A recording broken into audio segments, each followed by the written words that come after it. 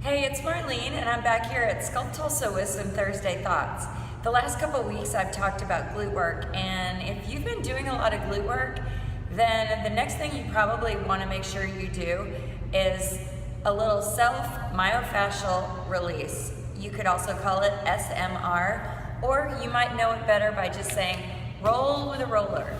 I keep a roller in my closet at home. I have a big closet, so I can go in there, and the first thing in the morning, a lot of times that I do, is I just grab this roller, I put it behind me, I lift my butt up, set myself on it, and just start rolling back and forth, getting into those glutes. You can go side to side, and then as I'm ready, I can walk myself forward, bending my elbows, walking myself along, and I try to get into my low back, and I'll do one side, back and forth. This could be a long video because this feels really great, actually. Go to the other side. I try to avoid direct pressure with my spine, so I get those muscles that go right along the spine on either side. Now, another great area, any of you guys are runners out there, is getting into the outside of that glute and then bringing that down and doing the IT band. This can be really painful. So a little trick is take the top leg and cross it in front of you and put it on the floor. Take some pressure out of that roller with that top leg and start just rolling the length of that muscle. And then once you feel like you might have loosened it up a little bit, you can bring those legs together and you can roll with the full weight of both legs on that roller.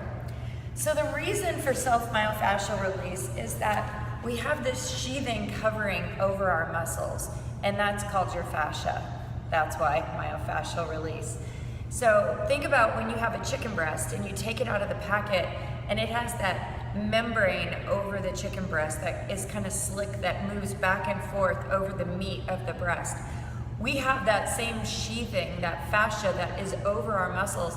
That fascia actually lays over more than one muscle, and it kind of it helps with the movement of those muscles.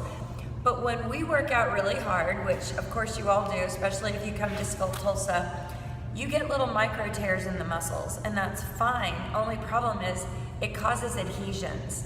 So then that fascia no longer glides from muscle to muscle. It gets hung up, it gets caught. Think of a rubber band that has a knot in it. If you stretch a rubber band but suddenly it has a knot, you've just lost a good percentage of the ability of that rubber band to safely stretch. Sooner or later, right near that adhesion, you're gonna start getting some serious tears, and those are injuries. So what you do is you get on this roller and you start breaking up those adhesions. You just work them out. When you find a hot spot, stop, roll side to side a bit, go across the grain of that muscle, settle onto it, breathe, just let it release, and then resume your rolling. So anyhow, happy rolling, happy self-myofascial release, and happy Thursday. Have a great day.